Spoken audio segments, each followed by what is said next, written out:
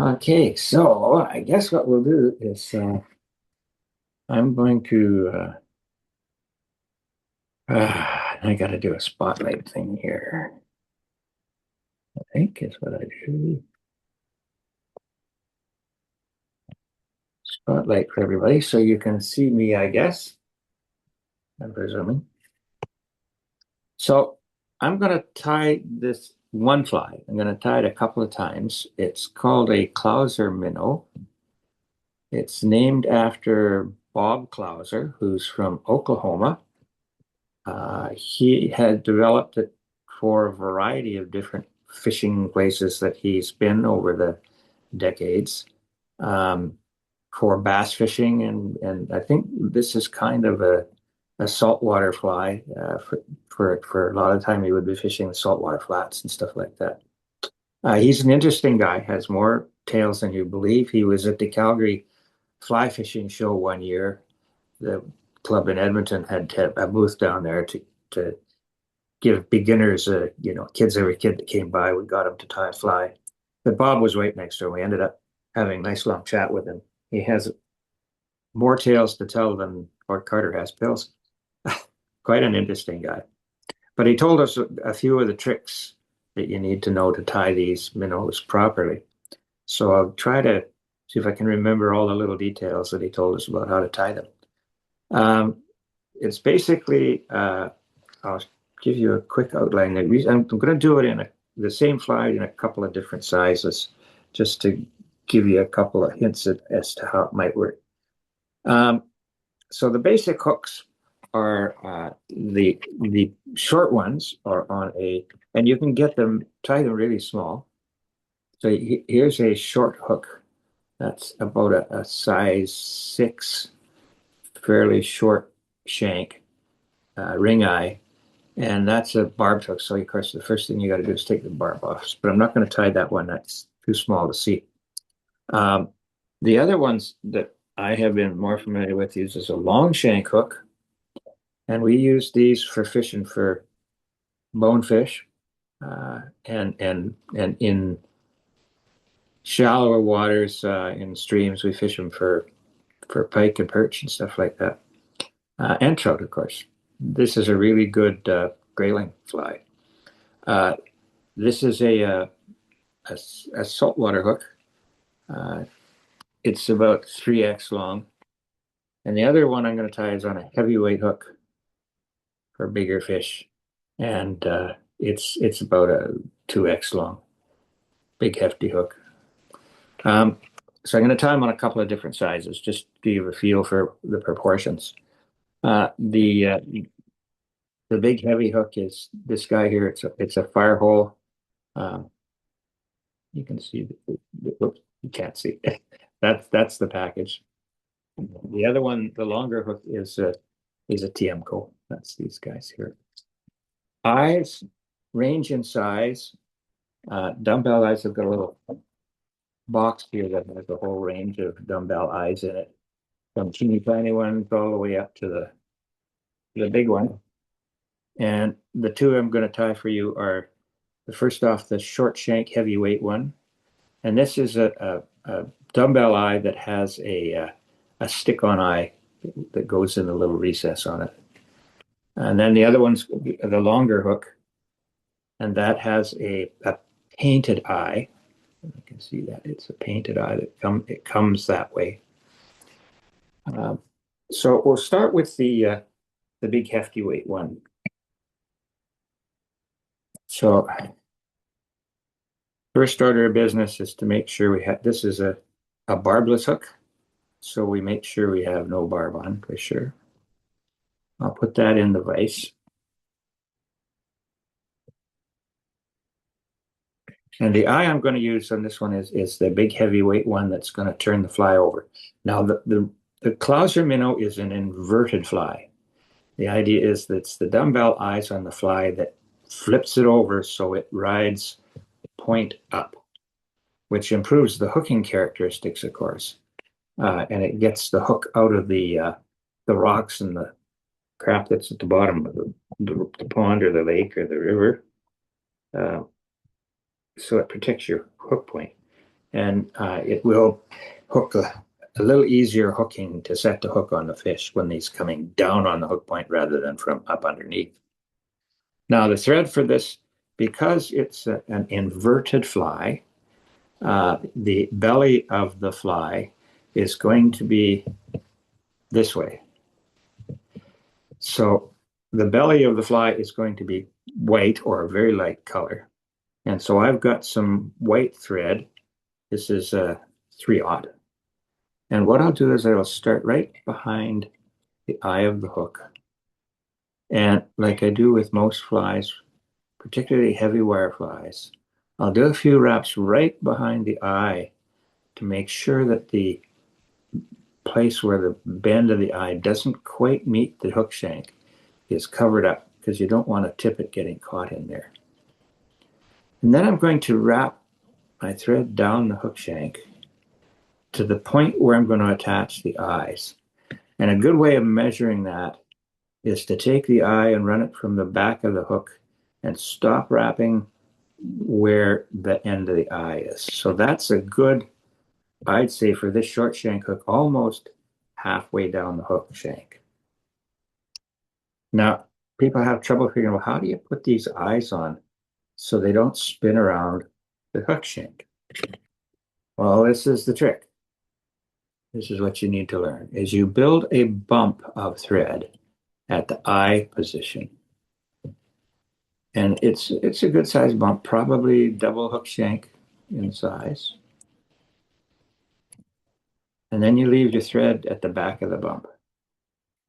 You take the eye, put it across the hook shank like that, and push it up until it hits the bump. And what the bump is for is to keep the eye from moving up the hook shank as you tie it in. So I'm going to come from the back, push the fly up against that bump, and over across the middle of the eye and down the far side in front. Then the reverse, from the front to the back. And when you do that, you can square up the eyes so that they're up against the bump and square across the hook shank. You can see it's almost square. So I'll then do 3 or 4 wraps on each side, diagonally across the hourglass portion of the eyes. And I'll do that enough until the eyes are really good and solid on the hook shank. So they won't twist around the shank, and they won't rock back and forth too much. And just to make sure that this is not going anywhere, take a little bit of super glue and dab it on that center hourglass portion. And then I'll do a few more wraps. And that'll force the super glue into the thread wraps. So now that eyes are not going to go anywhere. And they're in about the right spot, because you need a fair bit of space between the eye of the hook and the hourglass portion of the fly. And I'll drop my thread halfway between the two and leave it there for the moment. Now, for body material, bucktail, or if you happen to find stuff that's long enough, you can actually use polar bear as well. Polar bear ones are really nice because the hair is hollow. Yeah, yes, here's polar bear. Hair is hollow. This is interesting thing with polar bears, and why it's a great fly tying material, is that polar bears have black skin. Who knew? They're white, but they have black skin. And the hair is hollow. It's like a little light pipe. It's like a fiber optic. The light hits there and travels down the hollow portion of the hair and hits the bear's skin, which is black, which absorbs the heat.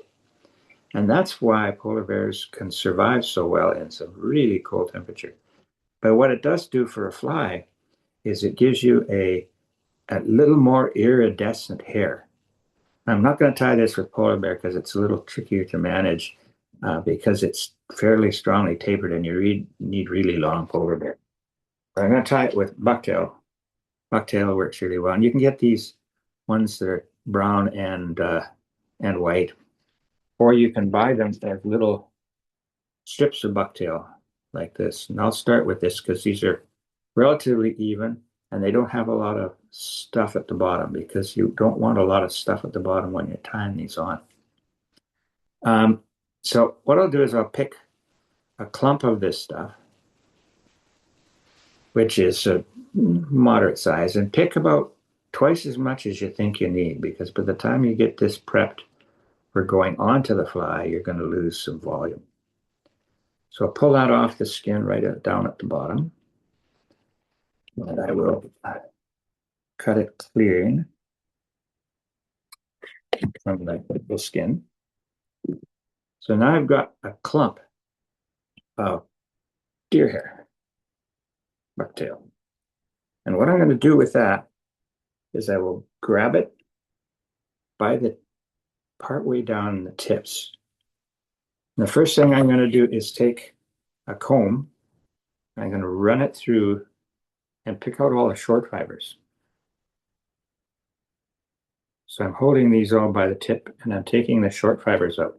And the reason for that is that you're going to have to stack this so that the tips are relatively even.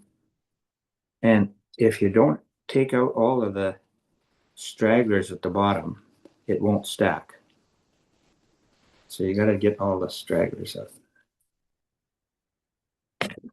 And then I hold it by the butts and I look at this and there's a few really long fibers that also will inhibit stacking. So I'll pull those out. And then I need a hair stacker. This guy here is a good sized hair stacker. And I will put them tip first into the hair stacker. Nice and loose. And I'll just tap them on the bottom like this to start with. Just try to get this hair stack settled down. And then I'll take it and you're going to hear a lot of noise because I'm going to whack it on the table. I want a good size hair stacker because the hairs kind of stick to each other. And if you don't have a big size stacker, they won't. What that does is that evens the tips up. Hold it so that the tips are down. Take the bottom off.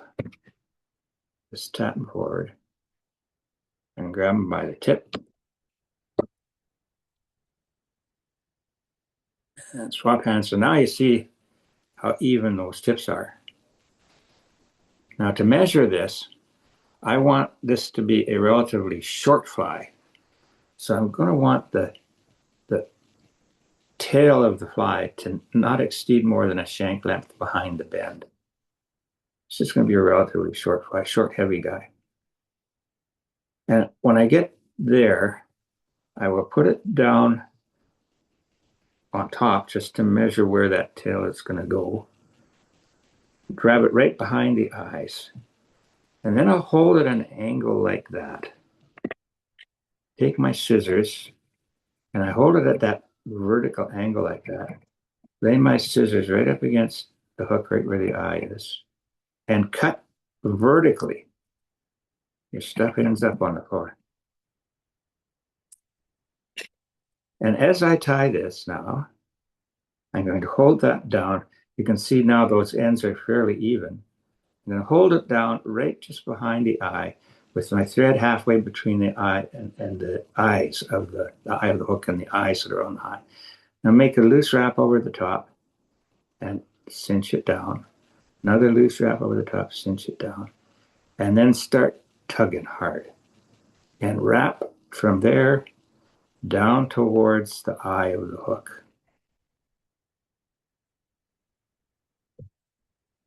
And then back up to where the eyes are, with this stuff set right in between the eyes, the lead eyes. And then I'm going to come right down and wrap down all the way down over top of the butt ends, right down to the hook eye.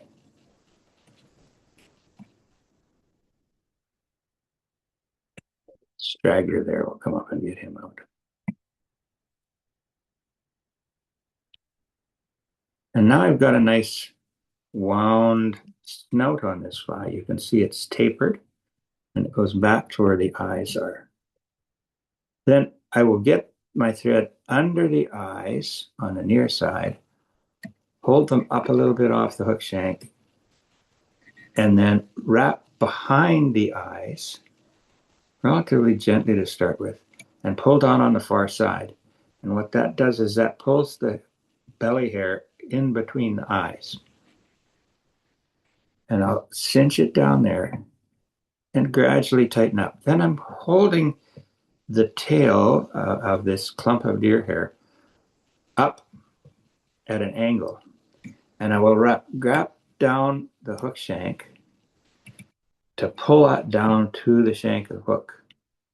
And what that does is that makes a nice round body of white deer hair that is on top of the hook shank. Go back up again, make sure it's down good and snug, then back down to the back.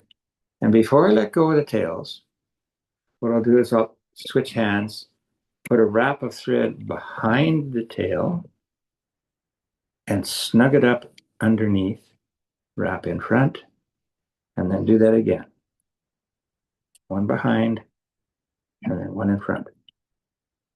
And the purpose of that is it makes the tail of the bucktail stick up a little bit from the hook shank so it doesn't wrap around the hook shank and fall off the hook.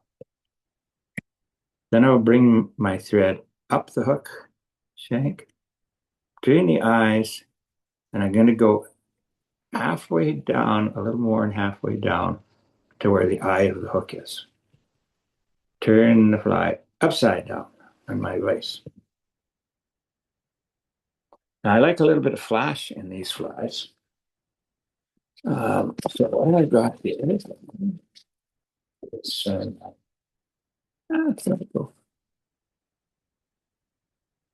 I've got some saltwater flashabou hiding here somewhere. Let it go.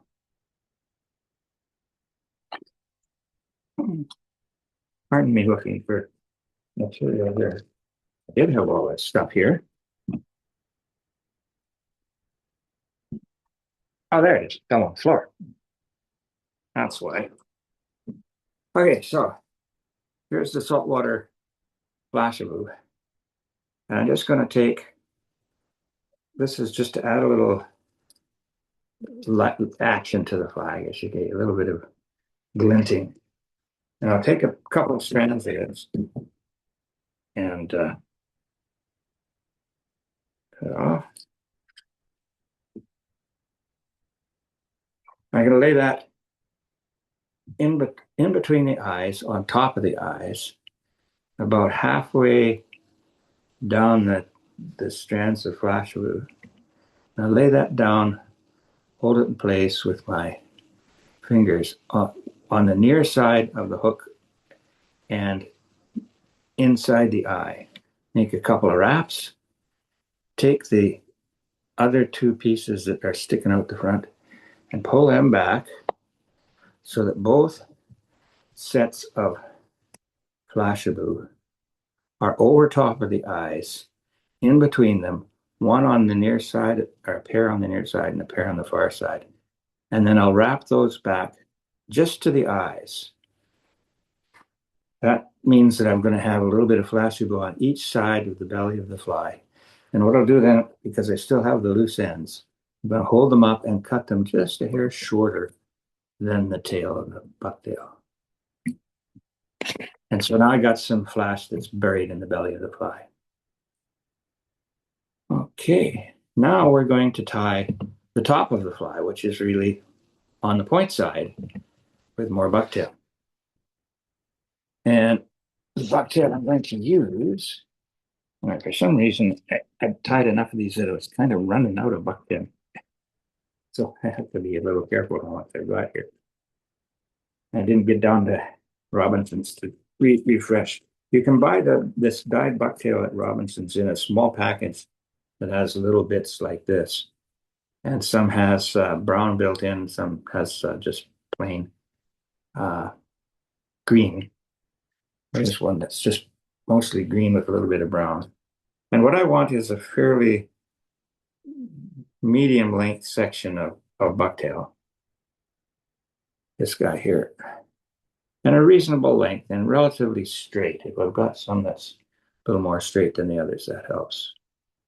Um, and I'll take a clump of that that's maybe a little less than a pencil width. And I'll cut it off right near the skin. And I'll do the same with this as what I did with the white. I'll hold it by the very tip, get my comb, and take the fuzzies out of the bottom. Nice and loose right by the tip. And that will get all of the short hairs out.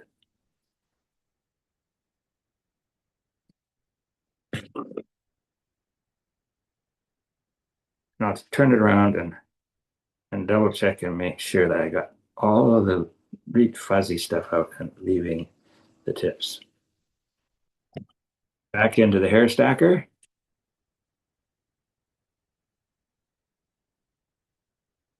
Tap it down, nice and even, and then stack.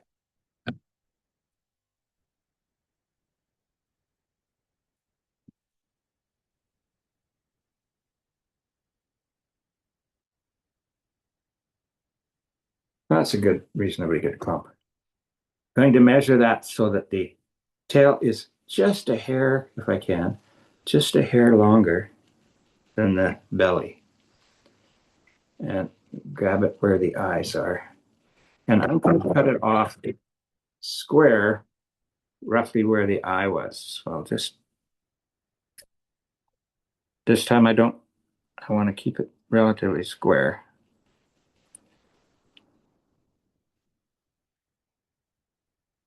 So once again, here the thread is halfway between the eye of the hook and the dumbbell eyes.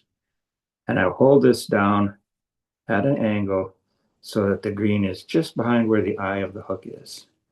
Make a loose wrap and cinch it down. Cinch down to the eye and then wrap your thread back to where the eyes are and stop there. And then all I'm going to do is finish the nose of the fly by covering up all of that green stuff and wrapping back over top so you get a nice bulky point for the nose of the minnow pattern.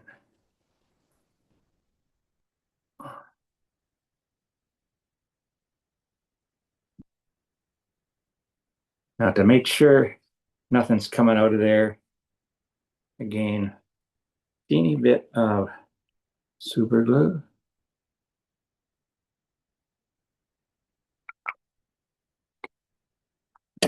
And then finish off with a bit more wraps over top just to make sure that the super glue gets in there and the hair is not going to pull out. And the last thing to do is whip finish.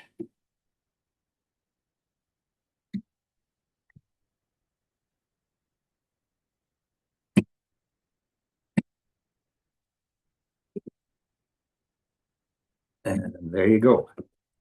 That is the basic clouser minnow. I'll get a little more light on this guy so you can see.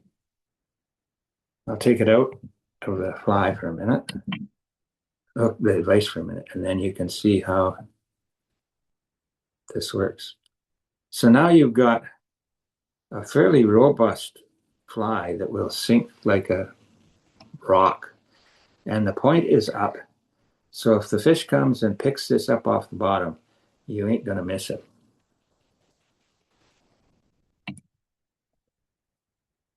So that's the first one. Any questions?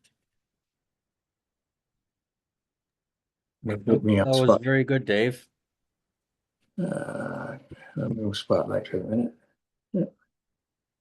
Yeah, so that's a very basic fly, and that's most of the tricks that Bob taught us when he happened to be in Calgary. The trick is getting that deer hair so that you get this taper point. And again, the first time is holding it at an angle down and cutting it vertically so that when you put the fly on, you are tying from the eye of the hook back and trapping all of the fibers that are there. If you did it square, it would wrap around and you get a really bulky spot down the point, not a tapered shape. Same thing with the bottom. So now I'm going to tie one that's a little smaller and a little lighter. And this is the Tiemco hook.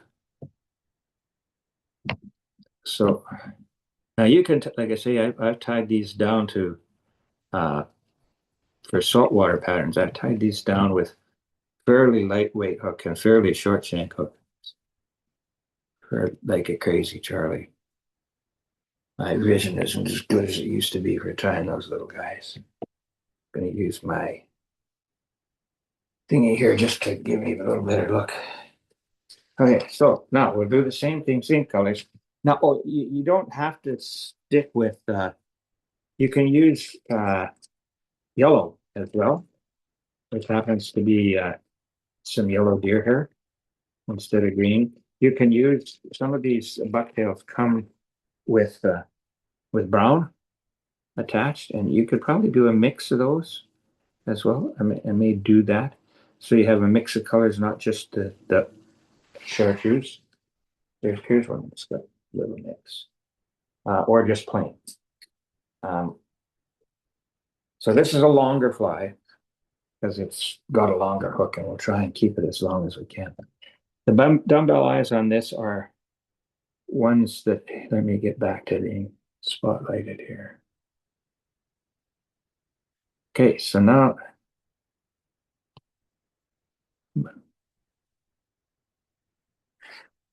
again you can see this hook shank's a little harder to see up against my shirt. Here's the dumbbell eye. It's already been made that way. This is not a stick-on. It came that way with the little painted eye. You can also get them like this. This is a red that's got a painted eye on it.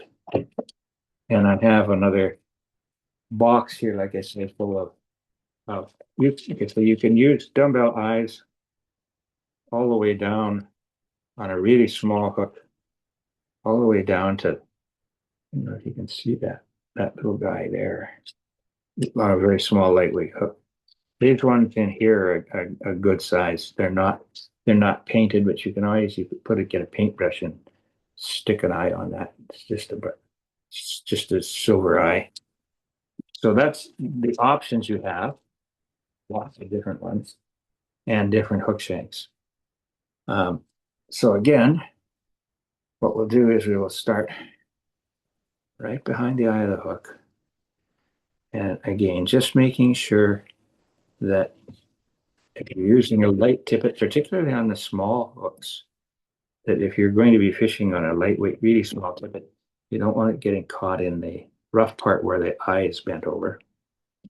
And I'm going to measure back on the hook shank the width of the eye, and this guy's a stick on. It's kind of out there. There we go. And I'm going to come back on the hook shank, covering the hook shank to give it some purchase for when I start wrapping wraps down the nose there. It's not going to slip around. I need a little more.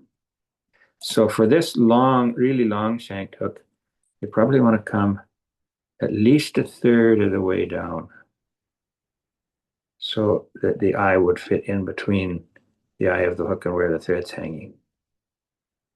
You want lots of room for this. And then this is where we get the bump. And you just keep wrapping wrap over wrap until you get a bump on the thread. Leave the thread at the back of the bump. Slide the eye up until it hits the bump. Oh, that's not a big enough bump.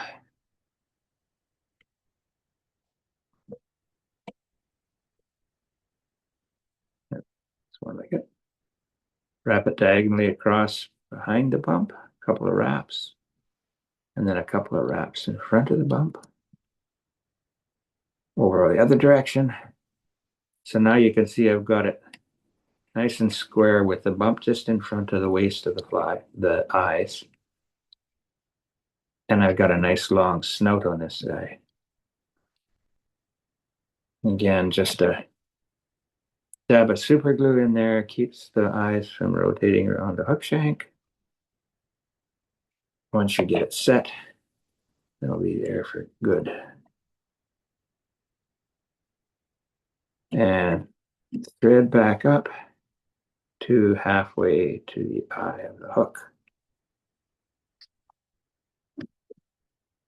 Here's my, get my bucktail. I think I've got a nice long straight one here.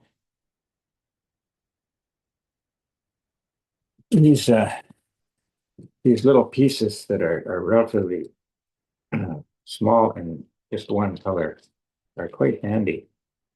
If you leave them in the bag too long, they tend to get a little bit of a curve at the end, which doesn't help. I'm going to put Quinn up so it'll be straight. Or as I say, with the combination one, you can get them out of the combination tail. Maybe what I'll do that this time is this batch here are fairly long and straight. They don't have a curve to the tips so much. And I'm going to get a good clump. And I'm going to take it right down. Now, because this is tapered, you know there's a lot of short fibers in there. So I'm going to take a good chunk because I'm going to lose a bunch of those when I cut them and stack them. I'll cut that off as close to the skin as I can. Good chunk of bucktail. And I hold it by the tips. And with the comb, I'll take the short stuff out. Good thing I have a waste bucket here that I'll end up on the floor. And take the loose stuff out the bottom.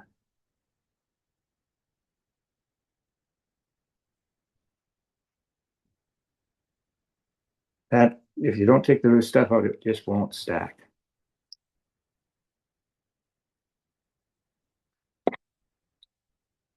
And find my hair stacker. I got a few really long ones out here. I'm going to get rid of them too because they, again, these really long ones, they'll keep it from stacking up properly. Put them all in the stacker. Tap them down a bit.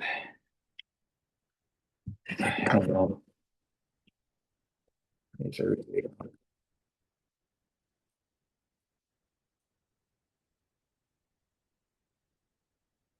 long. Just tap them on the butts like that to try and get the tips down in the bottom of the stacker.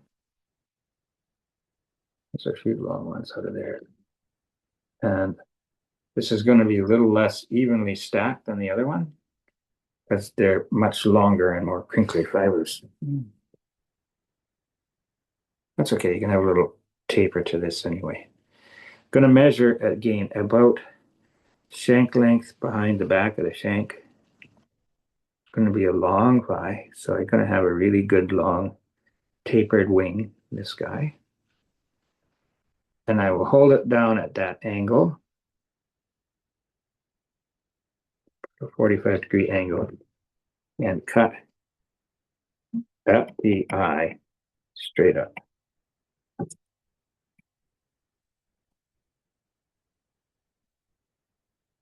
You can look here. So there we have it. Got square from when it was at an angle. Not quite. Get that square.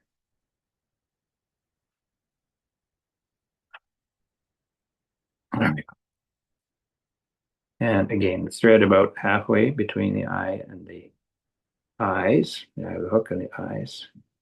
Loose wrap over the top halfway and over top and bind down to that's not going well. Okay, that's more like it. That's wrapping around the hook. There we go. So now I get this tapered nose back to the back and cinch it down good, right up to the eye of the hook and back to just in front of the eyes, and lay the bucktail down between the dumbbell eyes. Get that good and solid underneath and on the near side, and go right behind the eyes, good and solid. And you can see I've got that nice and smooth over top of the eyes. And hold this up at an angle and wrap down to tie all of this white bucktail down onto the shank of the hook, right back to the point. By the way, I did crush the point on this one, so he's not barbed. Bring him back up, get down, make sure he's good and solid. Lift the tail up and a wrap behind, and then in front, and a wrap behind, in front, and that keeps it from getting wound around the center part of the hook. It keeps the tail from wrapping around the hook. Okay, back up to the front. Turn them upside down. I got a couple of stragglers here. Oh, here. Make sure there's a decent base there. And I'll take my thread to the halfway point again. And then I need my flash glue. And again, once again, I'll get a couple of strands, fairly long stuff, so and cut it off. Now there's 3 here. So what I'll do is I'll take it halfway and lay that down on top of the hook shank on the near side where the eyes are, and wrap over the top over those fibers. And then once I've got them cinched down, I will take them, the 2 of them near side, and I'll take them over the far side and drape them over the eye, and have near side, far side of the eye, and wrap down right to the eyes, and pull them back, cut them off. Basically the same length as the tail.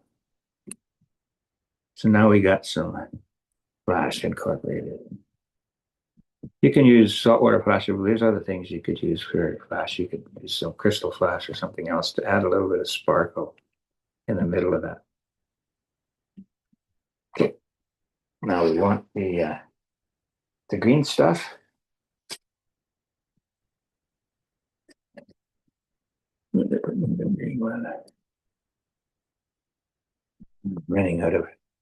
Running out of decent green bucktail. I've done a bunch of these, so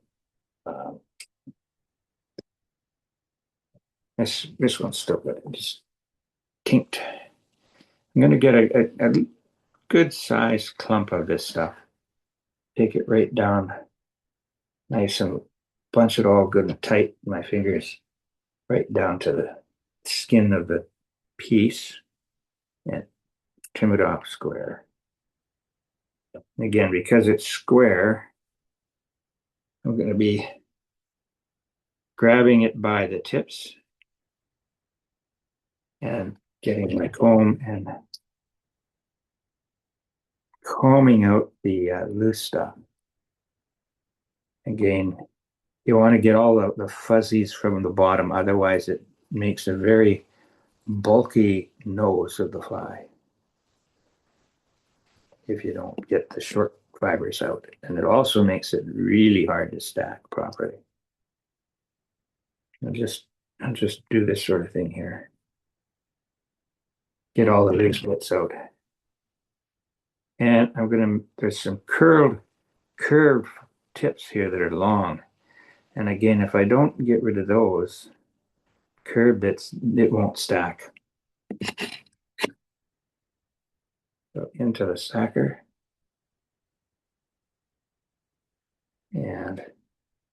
tamp it down. It helps to have a really big stacker for these things, hair stacker. And well, good.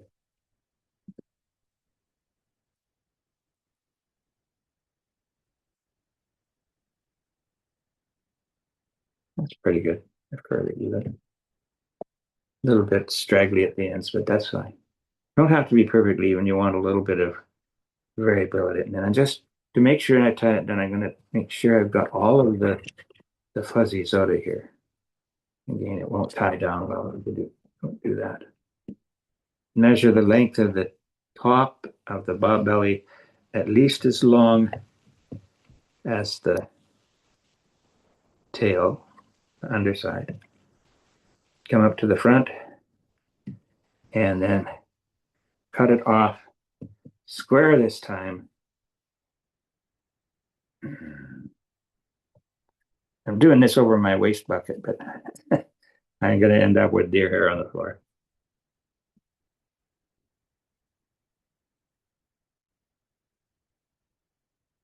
So I got him cut square, inverted. Going to lay this down right between the eyes with the butts of the deer hair just behind the main eye of the hook. And I'm going to wrap over that back to the eye, right back to the eye of the eyes. And then I'll take it from there, cut it down, and I will then wrap forward.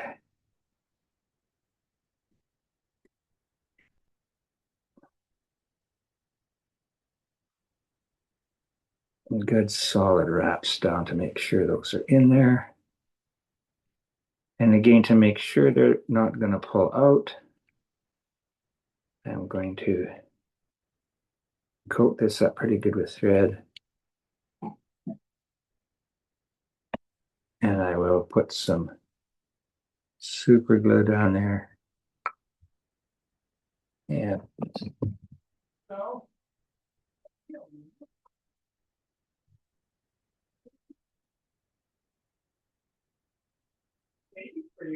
so I'm going to make sure I got this green reasonably covered up with white thread. Then with the super glue penetrating in there, that means that the hair is going to stay where it belongs. It's not going to pull out. Looks for a bit of a bulky nose on the fly, but that's okay. You could make these a lot skinnier in the nose by using less deer hair, but I like to have this being a pretty chunky fly. And then down to the end and make sure that his eye is clear. What did I do there? It looks like I got some bucktails stuck in the eye. So I use my fingernails to make sure that I got that well pushed back.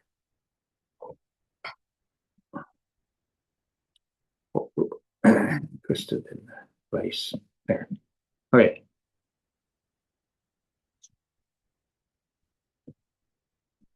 Would have helped if I'd had a little heavier thread on this one, I think.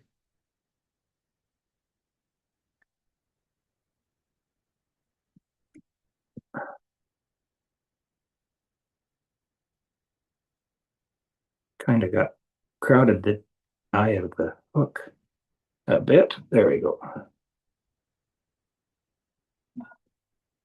Now the eye of the hook's clear.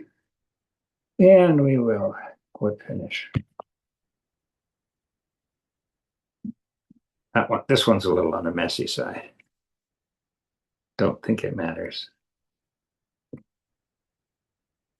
It's been super glued in there, so this stuff is going to hold in pretty good. You can see I got a few stragglers of green here. Let's trim them off.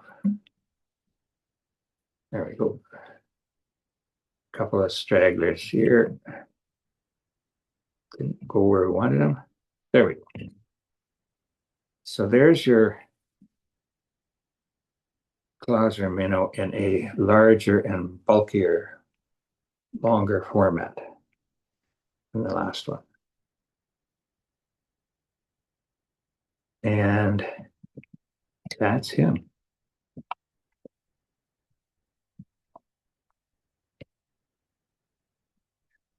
So, so there we go. All right, so take this spotlight off.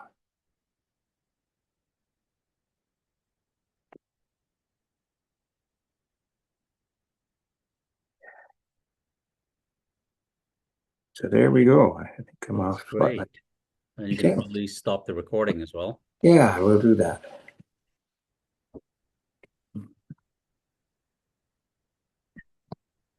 There we go.